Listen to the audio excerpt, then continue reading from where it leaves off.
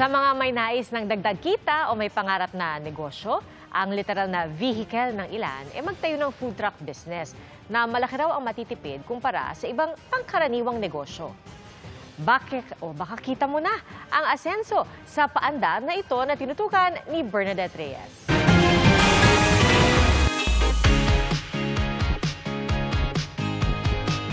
Mula sa ilang pirasong Ilocos Empanada, ngayon may mobile food truck ng negosyo si Angelo. Sa negosyo raw pinili ni Angelo ilaan ang perang naipon sa halip na ipagpagawa ng bahay. Kumpara sa mga permanenteng pwesto tulad sa mga mall, mas mura ang kanilang gastos sa pagpapatakbo ng food truck. Ang binabayar lang po namin dito, ma'am, yung parking lang. Maghapon na po yun, mga almost 100 pesos, ma'am, per day. Yun lang po. Pag magre-rent kami, ma'am, gaya nung bazaar namin, 2.5 per day. Sa mga food carts kagaya nito, na ibababa nila ang presyo ng almost half the price kumpara sa mga mall dahil wala silang binabayarang renta. Bukod po sa convenience siya kasi malapit po sa mga dorm at school namin, yung price din po yung kinoconsider namin. Pangmasa talaga siya. Parang ang maganda doon yung part na pasok siya sa budget ng mga students. Kotse naman ang ginawang tindahan ng mobile coffee shop na ito. Niloload lang sa likod ng kotse ang mga gamit at nilalatag sa mga tambay nights na talaga namang pumatok sa masa.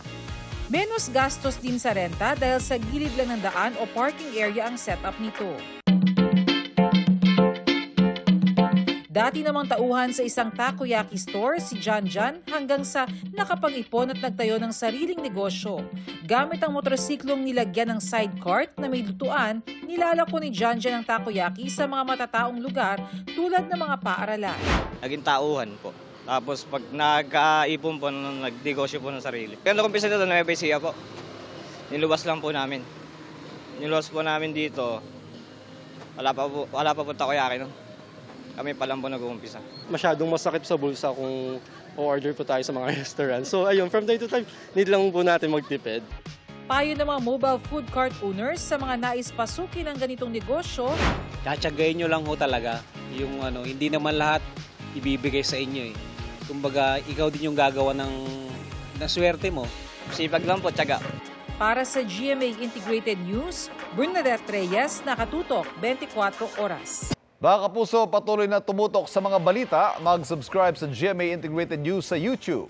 Sa mga kapuso abroad, samahan niyo kami sa GMA Pinoy TV at www.gmanews.tv.